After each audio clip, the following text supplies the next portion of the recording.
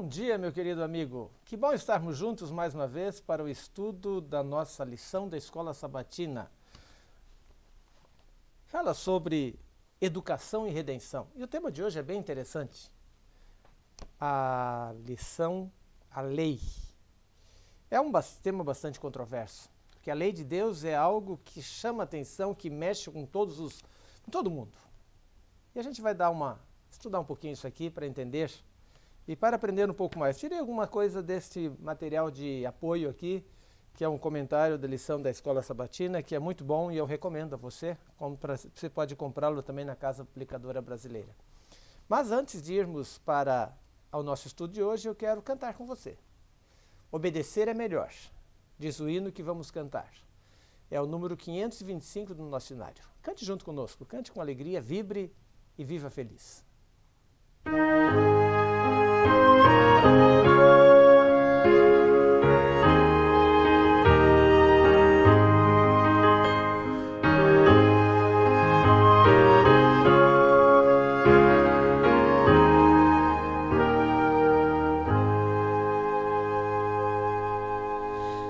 Obedecer é melhor do que sacrificar. Melhor é sempre atender a Deus e a lei guardar. A Deus com fé, nossa alma volvamos à sua lei. Obedeçamos,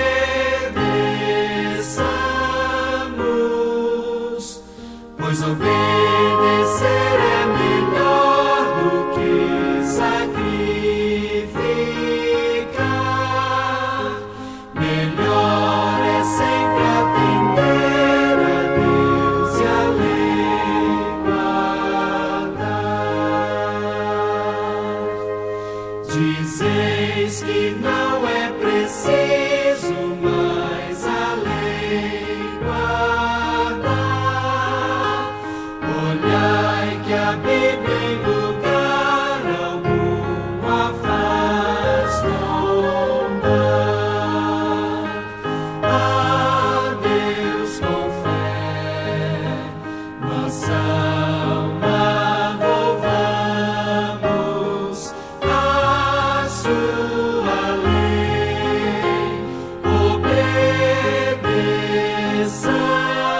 Obedeçamos, pois obedecer é melhor do que sacrificar.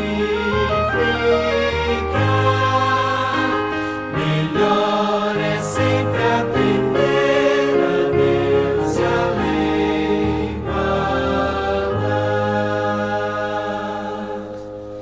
Virão as bênçãos de Deus a quem a lei seguir.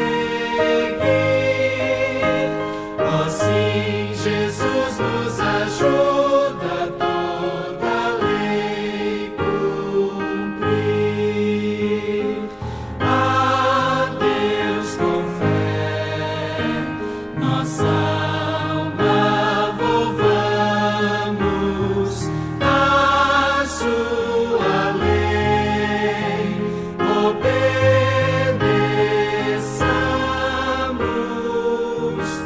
pois obedecer é melhor do que sacrificar.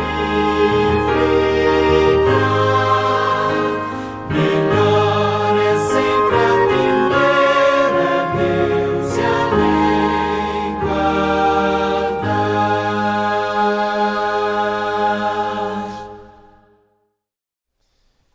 Vamos orar? Pai querido, mais uma vez queremos dedicar um tempo ao estudo da Tua Palavra, através deste manual que nós recebemos e estudamos durante a semana. Queremos aprender um pouco mais daquilo que tens para nos ensinar. Por isso, Pai, queremos pedir que fales ao nosso coração agora. Esteja com cada pessoa que está assistindo essa programação para que possa ser protegida e guiada ao Teu lado. E que a Tua Palavra atinja as nossas necessidades e venha supri-las com Teu Espírito Santo. Pai querido, usa-me mais uma vez para a Tua honra e glória. fala ao nosso coração pelo poder do Espírito Santo, do Deus Espírito Santo. É a súplica que fazemos em nome de Jesus. Amém. Muito bem. A lei como professor. Interessante esse termo, né? Esse título. A lei como professor. Mas, na realidade, a lei nos ensina muito. A lei, se as leis não existissem, nós não aprenderíamos uma série de coisas. Então, é bem interessante esse estudo dessa semana. Bem, o verso para memorizar está lá em Deuteronômio 6. Verso 5 diz: Amarás, pois, o Senhor teu Deus de todo o teu coração, toda a tua alma e toda a tua força. Amar a Deus sobre todas as coisas. Interessante uma coisa, o pecado surgiu na busca dos próprios interesses de Lúcifer. E ele, o querubim cobridor, desejou ser o primeiro no céu. Ellen White diz, ele procurou dominar os seres celestiais e afastá-los do Criador, e receber as homenagens deles. Dessa forma, ele apresentou uma falsa imagem de Deus, atribuindo a ele o desejo de exaltação própria. O egoísmo está no cerne de todo o pecado.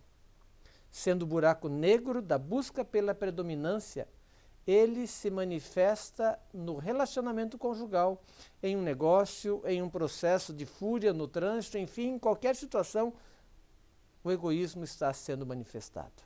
E acontece alguma coisa interessante. O que é que Lúcifer fez para enganar os anjos? Ele fez algo que é um atributo de Lúcifer, a mentira. E sabe de uma coisa? Ele continua fazendo a mesma coisa ainda hoje. Lúcifer continua a retratar o governo de Deus como um governo opressivo.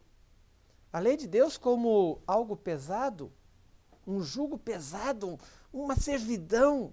E a vontade divina, mas a vontade de Deus é ditatorial. E nós vivemos tanto falando de tipos de governo. Deus é um ditador, é tudo do jeito que ele quer. O decálogo, nós temos que entender que não é um decreto abstrato passado por uma divindade distante ou uma lista de proibições entalhada em pedra. O decálogo é a expressão de quem Deus é, uma expressão do seu caráter, do que significa, do que Ele quer para você. Experimentar Deus é experimentar a sua lei.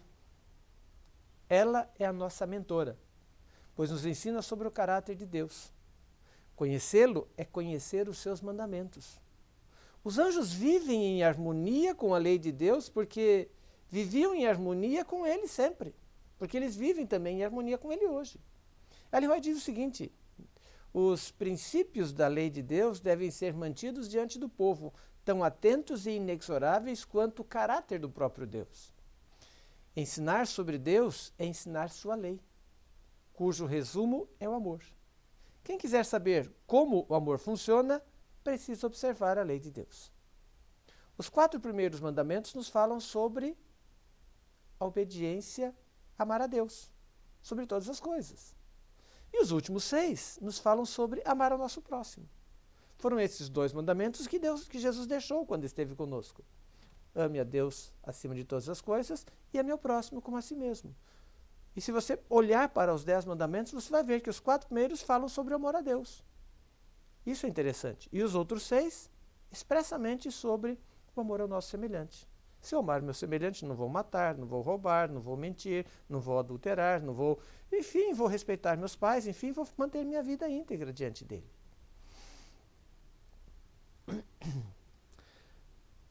A educação ensina aos os alunos sobre a lei, e a lei ensina-nos algo sobre Deus, que Deus é amor. Ellen White finalmente diz o seguinte, pais e mães deveriam instruir os filhos na verdade de que a lei de Deus é uma expressão do seu caráter, e que ao recebermos os princípios da lei no coração, sua imagem fica gravada no espírito e na nossa mente. Bem, vamos lá. Parte de domingo nos diz sobre amar e temer a Deus. O que é temer a Deus? O livro de Deuteronômio contém as últimas palavras, os último discurso de Moisés ao povo. povo havia passado 40 anos vagando no deserto. Todos aqueles que saíram do Egito, viram as maravilhas do Egito, morreram, e agora eles estavam para adentrar os portais da terra prometida. Então, Moisés faz um discurso. O livro de Deuteronômio é uma lição para o povo que estava ali para entrar na Canaã Celestial. E uma das coisas que ele enfatiza muito, lá no final do seu discurso, no capítulo 31 de Josué, quase no final, né? Depois tem algumas descrições um pouco mais ao cântico e tudo mais, o cântico que ele ensinou para manter atento na mente do povo as mensagens. Lá no capítulo 31, nos versos 9 a 13, ele fala sobre temer a Deus. E o que é temer a Deus? Muitas pessoas dizem, temer a Deus é ter medo de Deus. Não. Vamos lá, vamos ver. Primeiramente lá, capítulo 31, diz no verso 9, e Moisés escreveu esta lei e deu aos sacerdotes, filhos de Levi, que levavam a arca da aliança do Senhor, e a todos os anciãos de Israel. Ou seja, Moisés escreveu tudo isso que ele falou aqui e colocou nas mãos dos sacerdotes, dos levitas, dos pais, dos anciãos, para que eles ficassem agora encarregados de passar isso, como ele diz lá no capítulo 6. Que deve ser feito isso de manhã, de tarde, no capítulo 6, verso 6. Essas palavras que hoje te ordeno estarão no teu coração, as inculcarás a teus filhos, delas falarás assentado em tua casa, andando pelo caminho, ao deitar-te, ao levantar-te, ou seja, algo que precisava ficar vivo na mente dos israelitas. Então, no final, no capítulo 31, nos versos 12, ele diz o seguinte, ajuntai o povo, os homens, as mulheres, os meninos e o estrangeiro que está dentro da vossa cidade, para que o quê? Façam o quê? Ouçam e aprendam e temam ao Senhor vosso Deus e cuidem em cumprir todas as palavras da lei. Então no verso 13 ele finaliza dizendo, para que os teus filhos que não souberem, ouçam e aprendam a temer a Deus. Notem, ele enfatiza temer a Deus, mas o que seria esse temer a Deus? É ter medo de Deus? Não. É ter respeito pela pessoa divina, um respeito de adoração. Se preparar para adorar ao Deus verdadeiro. Esse é o objetivo desse temer a Deus. As pessoas hoje, eu vejo que as pessoas às vezes tentam adorar a Deus da sua maneira. Deus é um educador longânimo, ele ensinou, repetiu, enviou profetas, usou seus servos para transmitir sua mensagem. E fez isso repetidas vezes. Muitos dos escritos do Antigo Testamento são essencialmente esforços de Deus para ensinar seu povo a seguir o caminho da vida. E você percebe nesses versos que Moisés enfatizou a importância do ensino da lei às futuras gerações. Moisés escreveu como um processo de duas etapas. Primeiro, os filhos ouvem a lei e depois aprendem a temer a Deus. O seu Deus. Aprendem a respeitar através do conhecimento da lei. Na parte seguinte, nós temos ali uma testemunha contra ti. Uma coisa interessante que eu li aqui nesse auxiliar, o autor, ele descreve que numa série evangelística que ele assistiu quando era criança, o orador fez uma ilustração de maneira muito bonita, muito prática, sobre o que a lei desempenha em nossa vida. Ele estava pregando e em dado momento ele tirou um lenço do bolso e passou na sua testa para limpar o suor. E então colocou de volta no bolso e continuou a sua palestra. A plateia começou então a ficar inquieta, porque a partir daquele momento havia uma mancha no seu rosto, uma mancha preta no seu rosto. E todos podiam ver, menos o pregador. E o pregador continuou agindo normalmente, como se ele não soubesse daquilo. E o murmúrio continuou, e então ele perguntou qual era o problema. Então alguém falou para ele, então ele pegou um espelho e olhou para o rosto, e o que é que ele pôde ver então? a mancha escura em seu rosto. O que aconteceu foi o seguinte, ele fez aquilo para ensinar uma lição. Antes da programação, ele pegou o seu lenço e ali ele colocou um pouco de carvão. E então, para que quando ele passasse na sua testa, seu rosto ficasse manchado de carvão. E então, todos ficaram assim, admirados com aquilo. E então ele pegou um espelho, olhou e viu. E então ele perguntou para a plateia, agora me diga uma coisa, queridos. Esse espelho vai limpar a minha testa? Aí todo mundo disse, é lógico que não. É lógico, é óbvio que não. E então, ele pegou um pedaço de pano, um paninho, um lenço limpo, um pouquinho de água umedecido, e passou na testa e removeu a sujeira. E pegou o espelho, olhou e viu que estava limpo.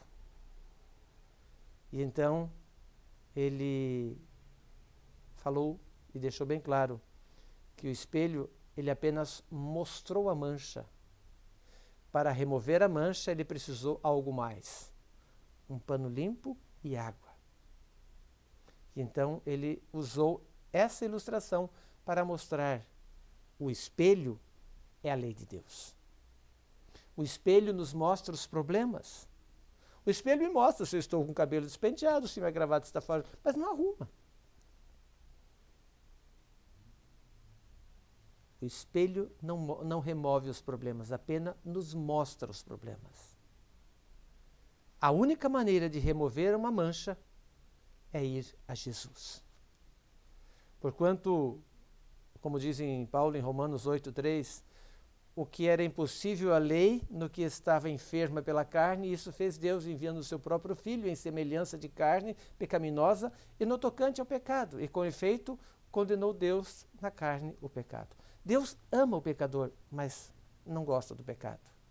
Sabe, Deus é o nosso Criador. Ele nos criou e sabe o que é melhor para nós. João capítulo 5, versos 1 João 5:3 diz o seguinte, porque este é o amor de Deus, que guardemos os seus mandamentos, e os seus mandamentos não são pesados. Além de não serem pesados, os mandamentos de Deus também nos dão vida, pois eles nos sustentam, eles sustentam os seres criados de maneira plena e feliz. Sabe, aqui entra uma outra coisa interessante. Ensinar a lei sem conhecer o legislador é perigoso. Porque até o conhecimento bíblico sem o amor de Deus resulta num orgulho, no legalismo. E o maior perigo do legalismo é que ninguém se considera legalista. No máximo, quem pensa assim não pode acreditar que... Só pode acreditar que ele é um cristão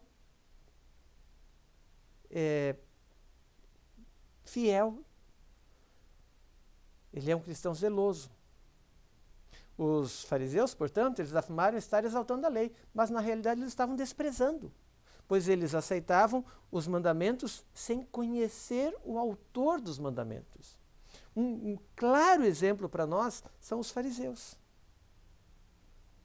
A lei pode ser perigosa nas mãos de alguém que não conhece o legislador, assim como o bisturi nas mãos de alguém que nunca estudou técnicas de cirurgia é perigoso. Os fariseus não estavam convencidos do pecado, pois eles separavam a lei do autor da lei. Quando Jesus, o autor da lei, esteve aqui, eles o crucificaram. O legalismo é uma armadilha projetada por Satanás para fazer as pessoas pensarem que estão honrando a lei quando estão apenas destruindo. E é o que eu sempre digo, os extremos do legalismo e os extremos de pode tudo são perigosos. Nós precisamos primeiro conhecer esse Deus de amor. O que ele nos ensina. Porque a revelação, a lei é uma revelação da vontade de Deus. É o caráter de Deus sendo traduzido para nós. Deus é amor, sua lei é amor. Os dois grandes princípios dela estão no amor de Deus e a humanidade. Ellen White diz o seguinte, o cumprimento da lei é o amor, o caráter de Deus é a justiça e verdade, e estão sempre, e esta é também a natureza da sua lei. A lei é a cerca de proteção que nos protege e nos ensina como seguir a Deus. Em seus preparativos para deixar o povo nas mãos de Josué, Moisés viu que o povo iria se desviar dos seus caminhos, pretendidos por Deus, e iriam acabar como escravos do povo que eles deveriam ter conquistado. E eu imagino que isso deve ter sido muito doloroso para Moisés. E às vezes eu olho para nós e será que nós não estamos fazendo o mesmo hoje em dia? Aquilo que nós condenamos no povo de Israel, fazemos igual. Mesmo tendo avisado, instruído para que a lei fosse lida frequentemente para que o povo sempre fosse lembrado, o povo deixou os caminhos do Senhor e passou a servir aos deuses pagãos.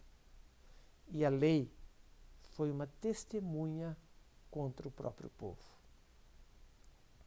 E então há uma admoestação na parte seguinte de terça-feira, para que sejas bem-sucedido.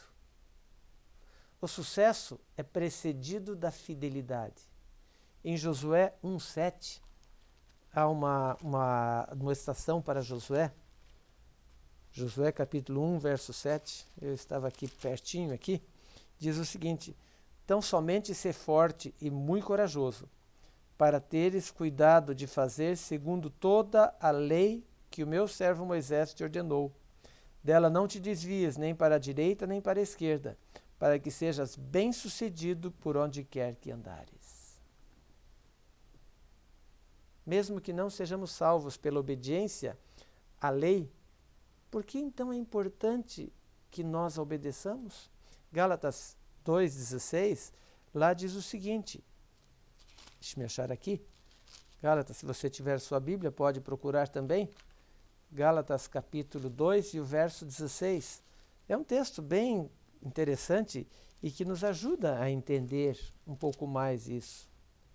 Gálatas capítulo 2, verso 16, diz o seguinte: sabendo, contudo, que o homem não é justificado por obras da lei, e sim mediante a fé em Cristo Jesus, também temos crido em Cristo Jesus, para que fôssemos justificados pela fé em Cristo, e não por obras da lei, pois, por obras da lei, ninguém será justificado. Então, agora, como harmonizar essas duas coisas? Como harmonizar esse verso com a necessidade da obediência à lei de Deus? Podemos entender que a obediência é uma consequência da salvação. Eu sou obediente porque eu sou salvo e eu quero mostrar a quem eu pertenço. O Antigo Testamento, o Novo Testamento, a Antiga Aliança, a Nova Aliança, não importa. Como cristãos que creem na Bíblia, somos chamados a obedecer à lei de Deus. A transgressão da lei, também conhecida como pecado, apenas nos traz dor, sofrimento e morte eterna. Você já deve ter experimentado ou visto os resultados do pecado, o resultado da transgressão da lei. Quer um exemplo? Se você ultrapassar com o seu carro um sinal vermelho, o que é que vai acontecer? Se um guarda estiver ali, ele vai te multar. Você vai sofrer as consequências da transgressão da lei. É isso. A transgressão da lei nos traz dor. As lutas e dificuldades que enfrentam os guardadores da lei é muito interessante. Leia com atenção os capítulos 29 a 32 de 2 Crônicas para entender o que aconteceu com o rei Ezequias. Você percebe que no capítulo 29, no começo do seu reinado, Ezequias começou uma reforma entre o povo de Judá. E essa reforma teve um grande alcance, foi até além do povo judá, atingindo o povo judeu, o povo israelita, as 10 tribos do norte. Muitos dos fiéis voltaram aos caminhos de Deus, saíram dos caminhos de idolatria e voltaram ao Senhor. Mas se você continuar lendo a história, você vai ver que O que Ezequias sofreu foram invasões, problemas de administração, doenças, uma vida cheia de dificuldades. Então, às vezes as pessoas dizem, não vale a pena ser fiel. Surgem muitos problemas. E aí, às vezes, começa Satanás a plantar na mente das pessoas uma dúvida. Deus se esqueceu de mim? Queridos, seja qual for o espaço de educação em que estejamos, devemos enfatizar a importância da obediência. No entanto, nossos alunos não são tolos. Mais cedo ou mais tarde, eles vão perceber o duro fato de que algumas pessoas são fiéis, amorosas e obedientes, e mesmo assim o desastre também as atinge. Então eles pedem uma explicação. Será que nós podemos explicar isso? Não. Não podemos explicar. Temos que entender uma coisa. E quando entendemos isso, ficamos tranquilos. Nós vivemos em um mundo de pecado, um mundo de maldade, um mundo assolado pelo grande conflito. E nenhum ser humano está isento disso. Vou dar 3 exemplos para você que a lição nos apresenta aqui.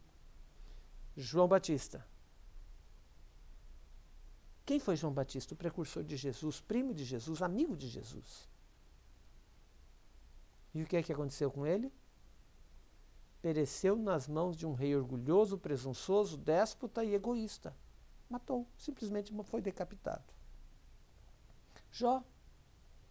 A Bíblia refere Jó como um homem íntegro, temente a Deus, que procura se desviar do mal. Mas Satanás foi diante do próprio trono divino para reconhecer, para requerer a vida de Jó, que Jó era interesseiro. E Jó teve problemas, perdeu tudo o que ele possuía, perdeu os filhos, ficou doente, mas ele não perdeu a coisa mais importante, a sua fé e confiança no poder de Deus. E o resultado, no capítulo 42 do livro de Jó, vemos que ele foi vitorioso, pela sua perseverança na fidelidade. Não sabemos quanto tempo durou essa doença de Jó, mas o que eu sei é que ele venceu. Paulo, perseguidor dos cristãos, foi chamado para ser o pregador. Quando aceitou, lá no capítulo em Romanos, você percebe lá o sofrimento de Paulo. Quantas coisas ele sofreu, perdão, não é Romanos não, é em 2 Coríntios 11, 23 a 29. Quantas vezes, quanto sofrimento Paulo passou. Durante toda a sua carreira ele teve problemas, perseguições. E finalmente, no final da vida, ele veio depor a sua vida diante de um carrasco que o decapitou em Roma, por ordem de um rei cruel. O que tornou esses homens vitoriosos foi que, na realidade, eles viveram pela fé. Sabe por quê? Porque eles se julgavam apenas estrangeiros e peregrinos neste mundo. O olhar deles estava mais à frente. E, finalmente, queridos, Jesus é o nosso exemplo. Jesus Cristo foi o Filho de Deus, foi o único ser humano a viver em perfeita obediência ao Pai, em perfeita obediência à lei de Deus. Ele fez isso para que pudesse ser não apenas nosso substituto, o que ele era, mas também o nosso exemplo. Durante todo o ministério de Jesus, podemos ver que o objetivo principal era fazer a vontade de Deus. Talvez João tenha explicado melhor maneira quando escreveu o seguinte, em João, no 1 João 2, verso 6. Aquele que diz que permanece nele, esse deve também andar assim como Jesus andou, como ele andou.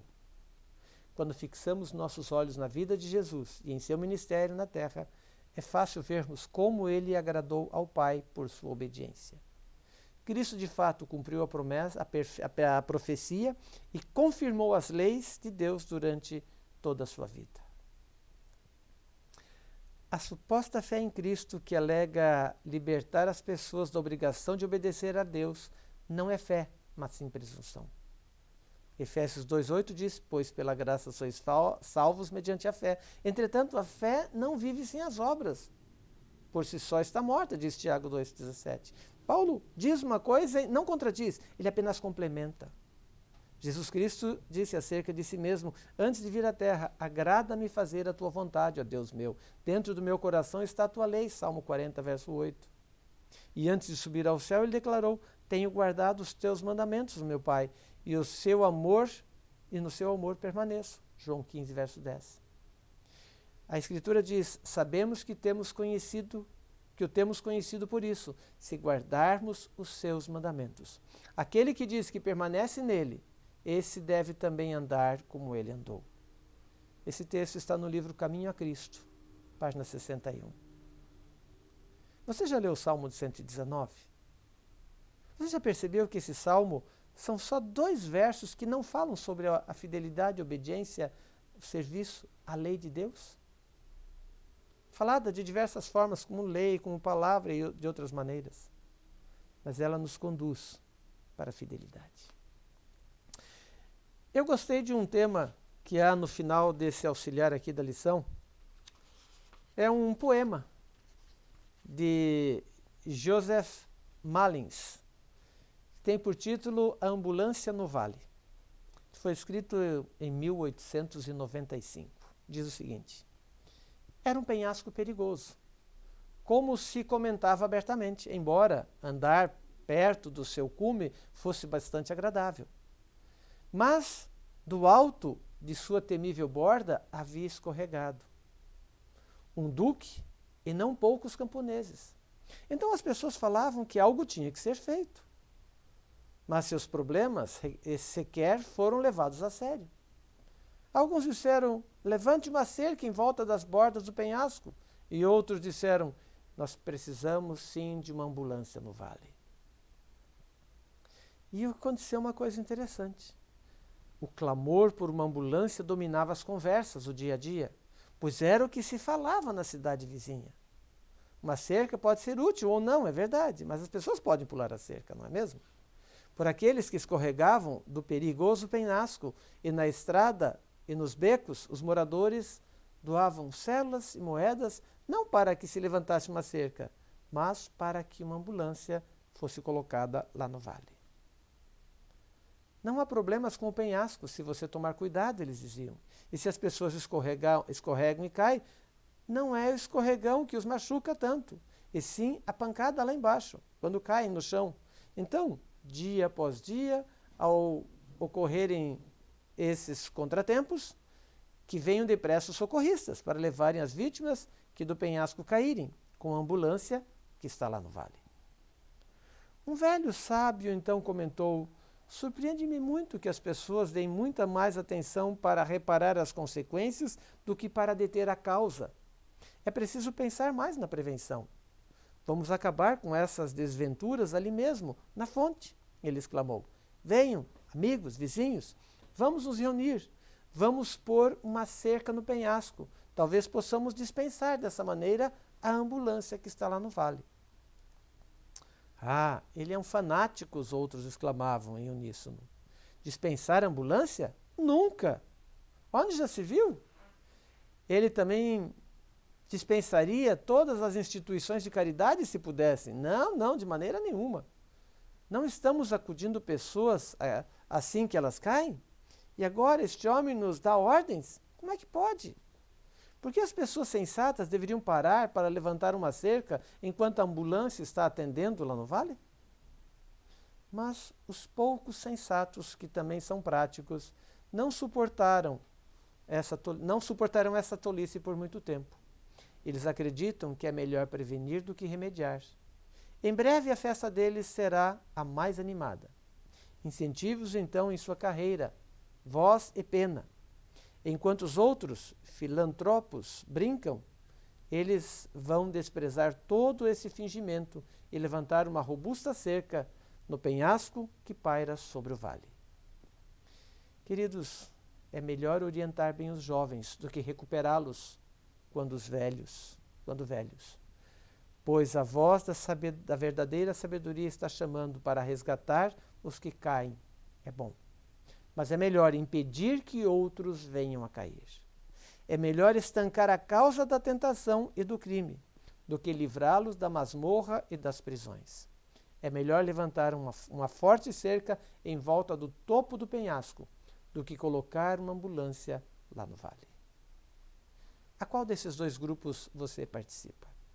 Colocando uma ambulância no vale ou fazendo uma cerca de proteção para a sua vida? Pense nisso. Reflita. Que tipo de vida estamos vivendo? Estamos permitindo que a lei de Deus seja o nosso professor, o nosso guia e o nosso orientador e nos capacite para termos uma vida plena? Que Deus abençoe o seu lar. Que Deus abençoe a sua vida, os seus familiares. E que você possa ser um baluarte, um atalaia, que possa falar diariamente aos seus queridos, aos seus amigos, sobre as palavras deste livro que nos conduzem para a salvação. Que Deus abençoe e demonstre, através da sua fé, o quanto você ama a Jesus. Eu te amo, meu mestre. É este hino que eu quero cantar com você agora. Vamos cantá-lo com alegria e vamos viver este amor plenamente.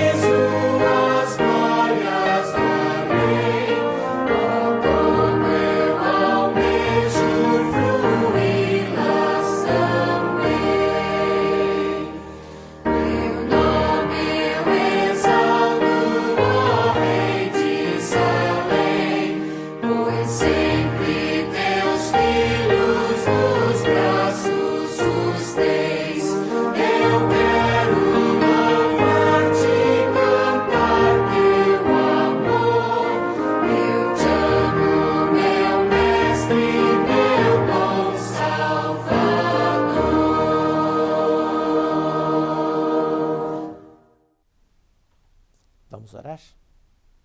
Pai querido, somos gratos porque Tu nos enviaste a Tua lei para nos conduzir, guiar e proteger de todos os caminhos malignos. Que nos conduzas agora nesse dia para que estejamos em Tua presença. Que saibamos em todos os dias da nossa vida como viver e como estar em harmonia com os Teus ensinamentos. E dessa maneira possamos fazer sempre firmes a Tua vontade. Dá-nos a bênção da Tua presença, da Tua orientação e da Tua educação em cada momento da nossa vida, a cada dia. Leva-nos seguros em Teus braços e conforta-nos em Teus caminhos. Queremos nos colocar em Tuas mãos nesse dia, pedindo a Tua bênção, a Tua direção e cuidado, e o fazemos em nome de Jesus. Amém. Obrigado porque você participou conosco do estudo desta lição e porque pudemos aprender um pouco mais sobre como sermos verdadeiramente fiéis ao nosso Deus. Que Deus te dê um sábado maravilhoso, abençoado, e daqui a pouquinho a gente está de volta com o culto de hoje de manhã. Um tema muito bonito que eu quero falar ao seu coração sobre se meu povo orar. 2 Crônicas 7,14. Espero você lá, ok? Se você não está inscrito no meu canal, por favor, se inscreva. Se você gostou dessa mensagem, compartilhe com seus amigos, para que assim mais pessoas possam conhecer mais sobre esse maravilhoso e grandioso amor de Deus pelos seus filhos. Um dia feliz para você e até daqui a pouco. Espero você lá.